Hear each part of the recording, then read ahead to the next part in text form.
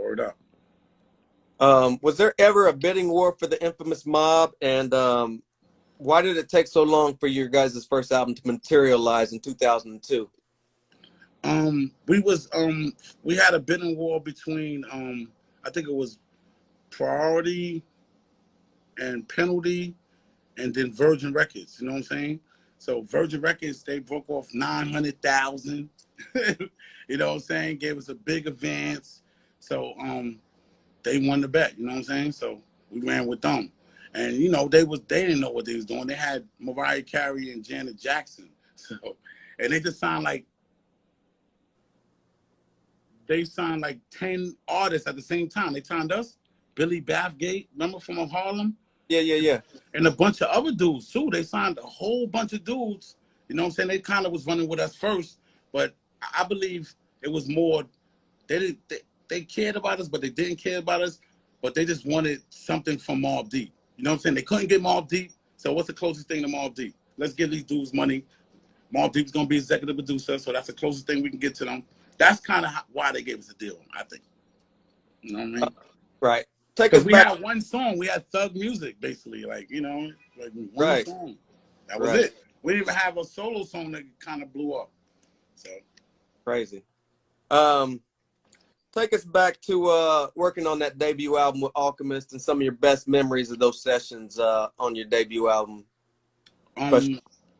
Special edition? Yeah. Man. Al kind of had he kind of had a plan for us. He knew exactly how to point us in what direction as far as sound. You know what I'm saying? Havoc did some joints too, but Alchemist literally sat in the studio every day with us and we worked with him. You know what I'm saying? So he knew where to point us because we was clueless. Like I said, we were some street dudes, been around Mobb Deep, really didn't pay attention to what they was doing most of the time. So, you know, man, Al kind of helped us out. Peak always came through, got on joints, and just point us in the right direction. That's kind of really how we got structured. You know what I'm saying? Were you pleased with that album as Infamous Mobb's introduction to the world? The first album? Yes. Yeah. Definitely. The samples, I think we had a couple of drops on there. The way we rhyme in. You know, I'm gonna keep it real. I don't even like the way I rhyme back then to now. You know what I'm saying? I kind of changed my whole flow up. But you know, I'm pleased with that. I'm definitely pleased with it. People still love it. They play it all fucking day, so I'm happy with it. You were talking about not being pleased with your the way you rhymed back then. What was your creative process back then? Did you wait for the beat, or were you always rhyming and then you just put that over the production? I think I was cluttering too many words at one time. You know what I'm saying? So Right. you get me rhyming, you know what I'm saying? I kind of needed to get to like the way I'm talking. You know what I'm saying? It's kind of, you know, that's what's popping, what's in right now too. You know what I'm saying? So everybody's more slower, more you can understand where everybody coming from. You know what I'm saying? And you can feel more passion when a person rhyming slower. I believe you could feel more passion than the person rhyming faster. There's no soul to it. It's like, you know what I'm saying? Right. For me. What was the game plan going into your guys' sophomore album? Man, reality. Which one was that? That's Blood Thicker Than Water. Blood Thicker Than Water. That one, when we was doing that one, we said we got to show everybody our lifestyle, how we live, be 100, be honest. You know, I went on there and said, I can't read. Oh, my God. That fucking people went crazy. You know what I'm saying? Yo, 12. People calling me, you shouldn't say that, son. This and that. I said, like, son, I didn't go to school. I dropped out 6th grade. You know what I'm saying? So just explaining it to people how we, you know, came up and it was hard for us. You know what I'm saying? So that was ill. When the DVD, that was all about, we wanted to show the people how we live. And you could see it, witness it, feel it. You know what I'm saying? And that was a 2.5-hour DVD too. What was the reception like when that dropped? Do you remember? Not really. I'm not cluttered. My mom's all fucked up these days because what's going on. But it was a good response, man. We got a lot of love. I think we did like 12 videos, including because we did like you know, this is like a documentary, then it stopped and the video come on, then more documentary. So I like that. It was the best part about it was the videos for me, because that was the first time. You know, Mobb Deep do big budget videos, and I always wanted to do my own videos, so that was the best part about it. First album, we did no videos. Right. You guys went on to release 2000's Reality Rap, and then I believe you guys call it quits. Why did you guys end up disbanding? And was doing solo albums always part of the plan? Yeah, that, for me, that was always my plan, because that was the plan for me and my twin brother. We're gonna do 3 albums with the group, and then I'm gonna do. Me and my twin brother gonna do a couple of solo albums. You know what I'm saying? So, but you know, me and Nitty had a falling out for like 2 seconds. Actually, a long time. We was mad at each other for no reason. We was for stupid shit. But we fell out for a while, and that's kind of how we went on pause. You know what I'm saying? But you know, we all start doing our solo career, so you know, at least it kept our name alive a little bit. You know what I mean? Right. How did you lost your brother? What are some of the best memories you can share with us of him at the time? My twin brother? Yes. We used to get into real bad fights. That's one of the best moments I remember, because every time I think about it, we laugh. I laugh about it because, like, you know, when you're around a person literally 24 hours a day, you get into a confrontation. I'm talking about, we gave each other black eyes. We come outside the next day, both of us got black eyes. We be like, everybody like, y'all crazy, yo. We acting like nothing happened. You know what I'm saying? So kind of that was me. That's one of the best moments, man. We're seeing him, you know, and playing basketball, St. Rita's, you know, all the basketball tournaments. Me and my brother, I miss those days, definitely. No doubt. Rest in peace. Rest in peace all day. What is the current status of the Infamous Mobb at this point, if there is one? Well, we just dropped 2 new singles. Havoc produced one, and Quiet Genius produced one.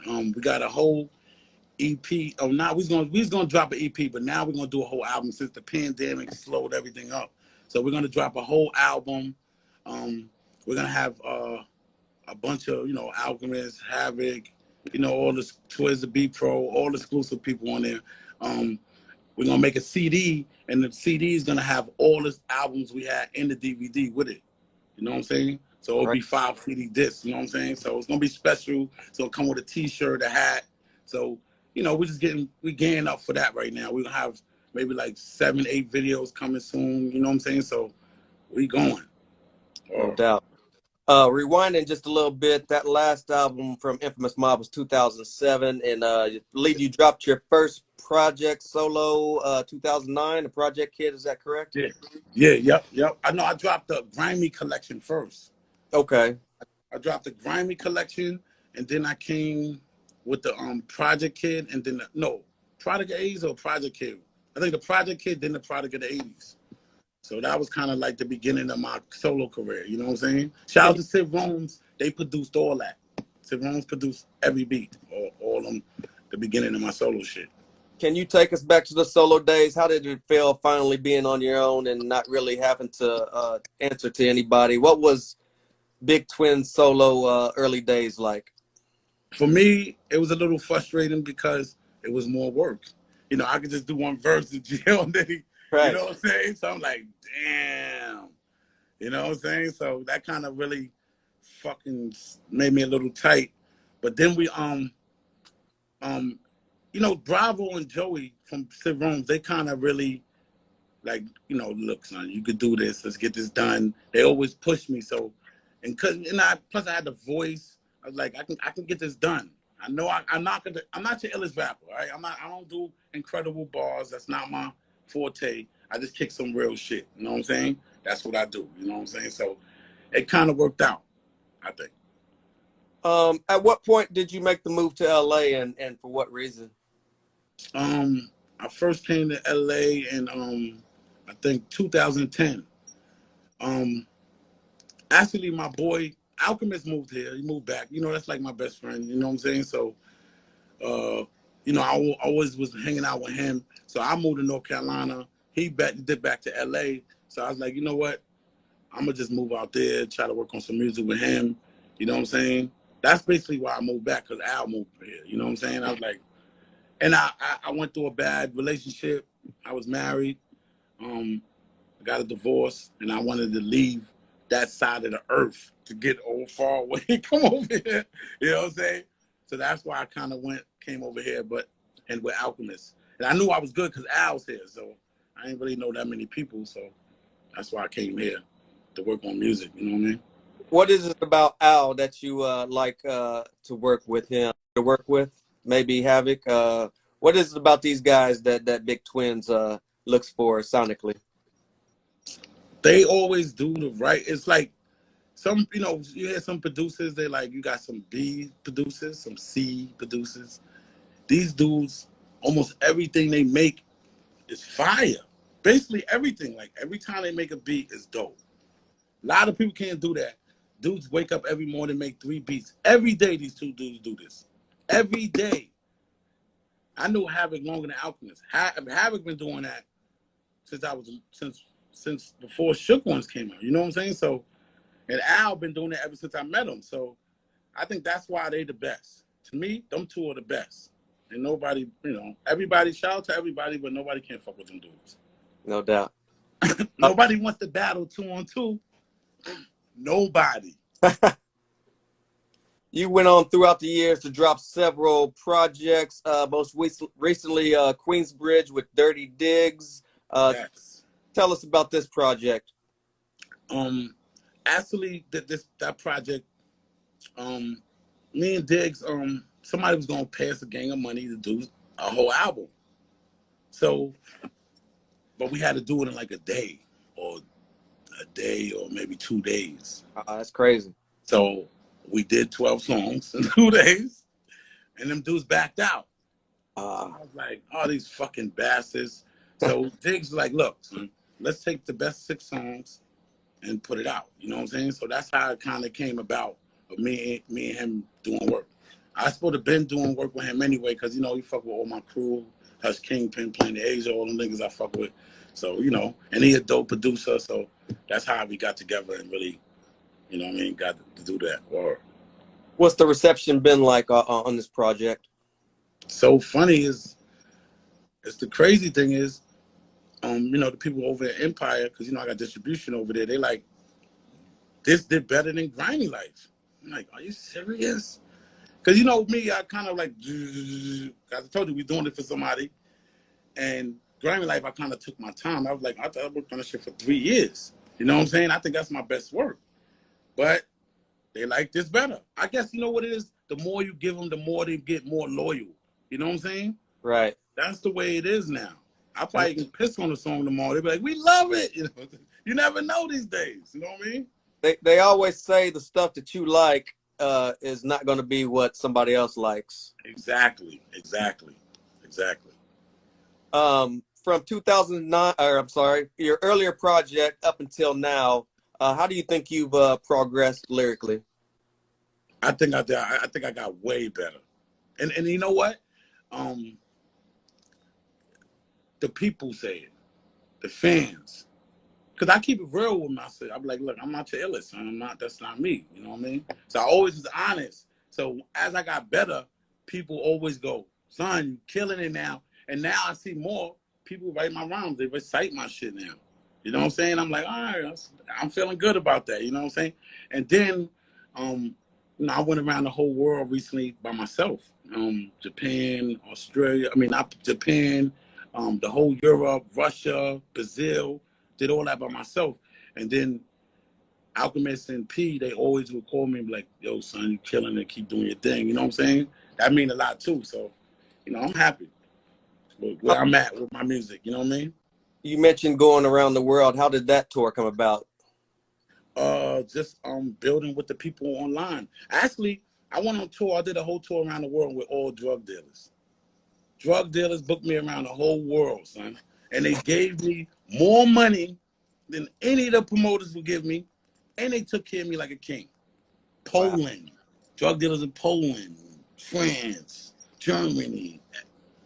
I did a drug dealer tour. So it was lit. Them niggas pulling out all kinds of shit. I'm like, yo, son, I mean, keep that away. We in Europe, like, you know what I mean? But Right. it was good. Those dudes was good people. I'm still in contact with all of them. They great people.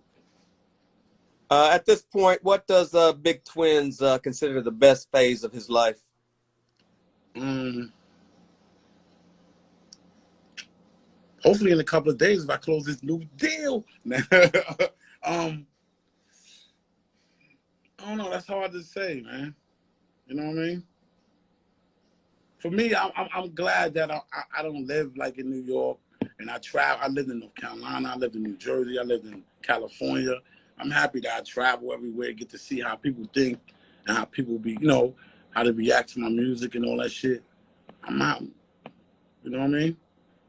What can we expect from you in the future as far as upcoming projects? Yeah, we got the Infamous Mobb album coming. I got another album coming with DJ Wu. DJ Wu, y'all don't know him. He did joints for Sean Price, some of the Wu-Tang members, shit like that. I got an album coming out with Twiz the Beat Pro. I don't know if you know him. He's Yeah. yeah, he's everywhere. I got an album. Of course, me and Alchemist. He's gonna kill me if I don't get this shit done. He's gonna kill me. He literally barks on me, son. What are you doing? Why are you doing? You know what I mean? When I do music with other people, oh my God, come on, son. You know what I mean? Right. So I got to get that done. I'm definitely gonna have that done soon. Tough Con. You know Tough Con? The one that do the vinyl. Oh, yeah, they're out of Germany, I believe. Nah, Italy. Italy, right. I got a fire album coming with them. Fire. First single with that girl Beans that rap. Fire. So that's coming. What else I got? I was supposed to drop an album every day this month. This year. Every month this year I was gonna drop something. Right. But then the coronavirus shit hit. Cause I dropped the joint with J Hood too. That came out already. That came out in December. December 31st or something like that. We dropped that. That's it. I got I got my t-shirt shit about to open up. That's about to open up. Of course, I was doing my tea business. My cooking channel is coming real soon. I want to touch on that a little bit. Can you take how that came about and how long have you been chefing it up? I could say chefing it up now. I've been doing it for maybe like 5-6 years. Started off just cooking in the crib. Shorty would be like, my shorty, she used to be like, let me post a picture on your Facebook page, make it all nice. Because her family had restaurants, so she know how to plate it. So that's how it all started. Then I'm getting mad likes. Then I'm like, damn, all right, cool, let's keep doing it. We start doing it every day, start picking it up. Then I was like, gotta come up with a name. So I came up with Infamous Chefs. Then I was like, I gotta pull somebody in with me. So I had my man from Queensbridge named Blue Cheese. He cooked. So I pulled him in. He had somebody make the logo for me. And that's kind of how it all came about. And now, I cooked in a restaurant, one of the hottest restaurants out here in Los Angeles. I had Alchemist DJ. It was crazy to have my food on the menu. Like, I kind of slowed down a little bit with it, but I'm about to pick up. I'm going to do a couple of cookbooks. I'm going to do like a regular cookbook, then a cookbook with like matcha. Use the matcha tea with make desserts. I'm probably do something like that. And then do my cooking fucking show is supposed to come through Alchemist YouTube page. You know what I'm saying? But I just got to get it done. You know what I'm saying? So we just working. Maybe a deal with Vice in the future? I think that was the whole idea of doing it. Maybe. I don't know. He just called me and said, yo, I want you to do this. I said, let's do it. You know what I mean? Right. Because I cook. He's like, yo, you want to do this shit on my shit? I was like, yeah, let's do it. Split the money, boom.